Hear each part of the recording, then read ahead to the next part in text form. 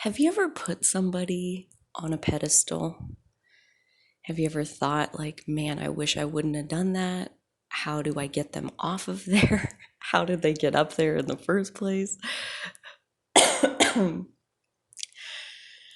don't I don't do this very often in my life. This is hardly ever a pattern that I notice.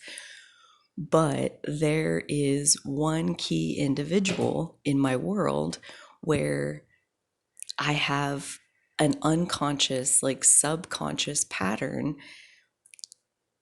of putting them on a pedestal. And I say unconscious, subconscious because in my conscious state, I have taken them off the pedestal on multiple occasions. I have had experiences where like they do come off the pedestal, and then it's like this morning, like I am realizing they're back up there. How the hell did they get back up there? I've taken them down multiple times and now they're back up there, and they don't put themselves on the pedestal. I put them on the pedestal. And like maybe a little bit before I even like go into like what I'm realizing, maybe I just talk a little bit about like my definition, like what do I mean? You know, everybody's going to have their own definition of like what does it mean to have somebody on a pedestal, and is that a good thing or is it counterproductive or whatever. And I personally am going to very, very basically boil it down like it's just another way of saying that that person is holding your power. To have someone on a pedestal means that I am disempowered, but not generally, only when it comes to that person. When it comes to that person, their opinion is the end all be all. It's the final say. It's the cosign that like we can't move forward till we have the cosign, like until this person says yes. So like at that point, like, you know, I've given them my power, and it's the pedestal is made of my power. And me being unwilling to sign off on my own decisions, as opposed to like, well, you know, this is what I think, this is my opinion, this is what I believe we should do, but I got to stop and check and see what this other person thinks. Do they agree? Do they, you know, do they think that's a good idea? Like these kinds of questions, that in my mind is the effect of that person being on a pedestal. And that's just right. That's just a saying. It's just a metaphor that is kind of common in our culture. But again, I do think like these thoughts of, well, I need to know what they think about it. Like that's just what it sounds like when that person is holding on to your power. So this morning, I'm recognizing like I've gotten this person off that pedestal multiple times. I have removed the pedestal from out to under them. They come back down. We are equals. I know we are equals. We are equal in the moment when that all happens. And then this morning, I'm sitting here like wondering those thoughts, those like he's up on a pedestal thoughts. And I all of a sudden realized, like, oh my God, they're back up there. They're back up on the pedestal. How, how does that happen? And that's what really got me thinking into this like unconscious pattern, and how easy it really is to slip back into old defaults, and how that really is the spiral of the healing journey itself. And like how, you know, every single other time in the past when I have had the wherewithal to not only realize that that person was on a pedestal in my world up above me, but to also like rectify that and to do my inner work where I take that power out of their pedestal and give it back to myself. And basically, that looks like I don't need your permission. I really don't, you know? Like, and that's basically true of every person all the time, with very few exceptions, is that we all get to decide exactly what we want. And when we stop to wonder, like, well, will so and so be okay with that? That is you giving your power away in that moment. That's you using your power to prop them up and make their opinion seem more important than it really is. And that's a game that we get to play as much as we want. Like I have no doubt that me and this person, like I said, I've gone through this loop, this spiral around this same exact thing of he's up on a pedestal up above me. Once again, I've gone through it many times in my life so far. And it would appear as of, right freaking now, that we're still looping. We're still going around this. We're not done yet. This is still something of an experience that I have curated by my expanded self to help me heal in this way and to continue to take my power out of this dynamic and put it back inside of myself. And for that, I am extremely grateful for so many things because none of this obviously is happening in a vacuum, right? Like when I took my power back from this pedestal the last time, it was about a year ago, and it was huge. It was huge for me. It was life changing for me at that time. And it was very much catalyzed by some anger, which I feel like it often is. Us taking our power back is very often mixed with anger. Anger can be so helpful in a situation where you need to take your power back. Anger can be incredibly clarifying about where that power belongs in the first place and whether or not you should continue allowing it to live elsewhere. When we get mad, we have a tendency to snatch at what we know deep down in our bones is ours. And maybe a couple hours later, when the anger has worn off, maybe we have some major wobble about what have I just done. But in the moment of being angry and taking back your power, that's your expanded self, like really helping you. And so in that moment a year ago, I took back so much of my power, and I have not had the pedestal experience in like a year.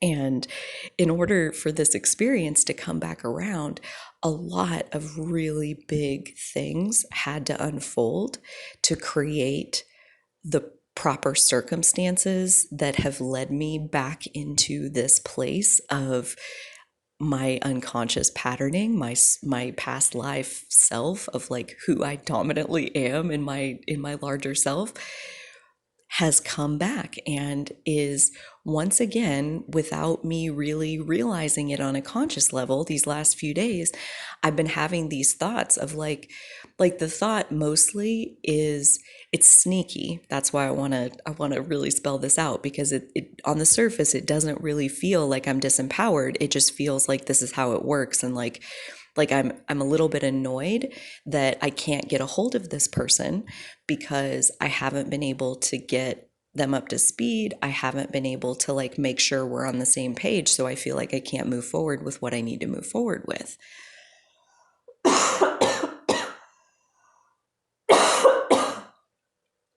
And the feeling that I've been having for these last few days is that little teeny tiny bit, like Princess and the Pea, teeny tiny bit of agitation at like this person is busy and I'm busy and we haven't been able to connect. And that feeling has been persistent and not uncomfortable enough to really register on my radar to like look deeper into what's going on until this morning when the thoughts started up again. And I'm like, God, like, what is this? Like, I wasn't agitated or feeling frustrated at all this morning when I woke up. And then those thoughts started and I felt it pull me into an agitated, frustrated space. And I was able to see clearly, like, these thoughts, like feeling like I can't get a hold of them. I can't, like, I want to get on the same page with them and I can't, like, I'm feeling held up because I don't have consensus from this other person. Like, that feeling is really draining my battery. So maybe, like, what is that? Like, let me unpack that a little bit. And with just a few sentences in my journal of like unraveling that thread, like what I wrote was, I'm having some looping these last few days about this person.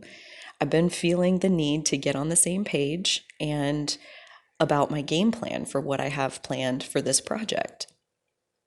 And I'm almost feeling like I can't finalize my own game plan without their sign off. without their consent. And as I externalize those feelings, I can see how this has been my pattern before of seeking that external validation. I have put them ahead of myself by putting their opinion as the final say. This is how they end up on the pedestal. When I let their opinion be the yes or no. Like I have an unfinalized plan and I take that plan to this other person and they get to say, yes, this is finalized, or no, we need to do it differently. I am the one perpetuating that dynamic, me, not them. And if anything, I think what I'm seeing more than anything is that it actually would be better for both of us if I would just finalize my own game plan.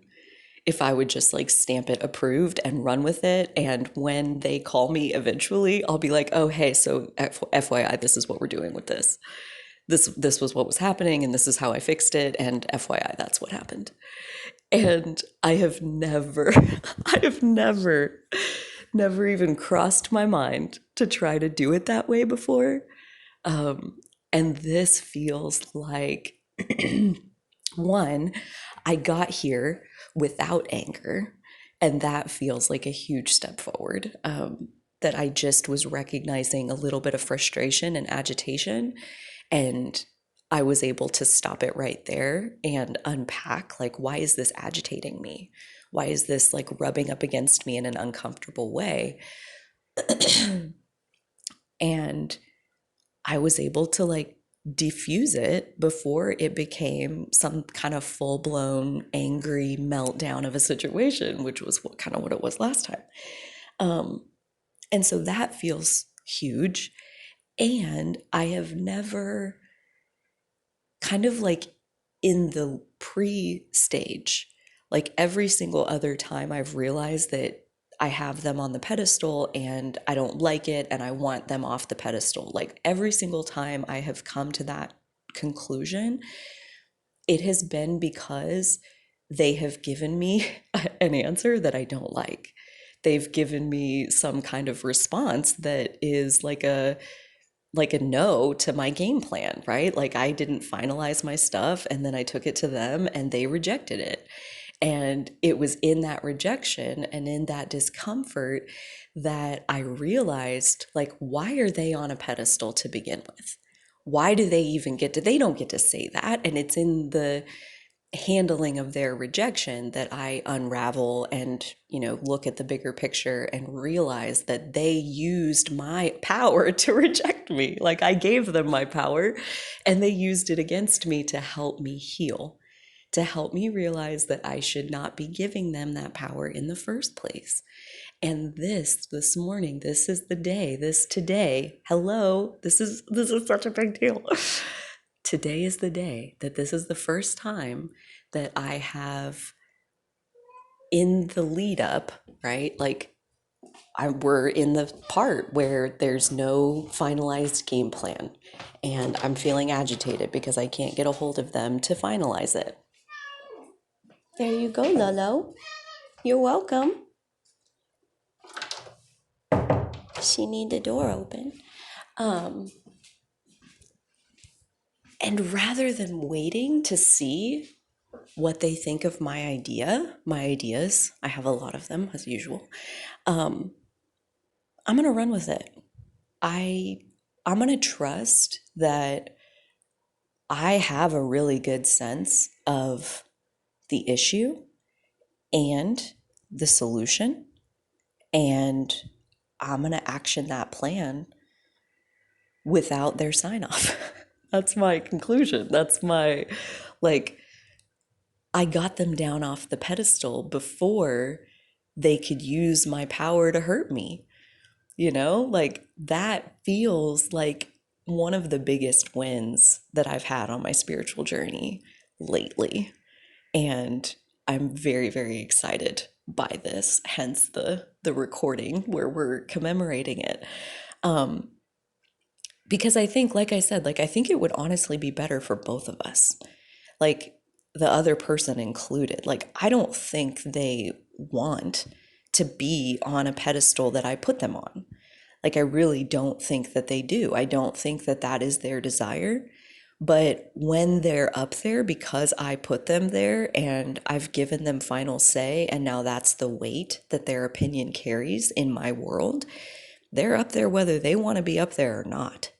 And that's something that, like, I've never had so much compassion for this person. I have had a lot of blame about them, like, overpowering me or whatever.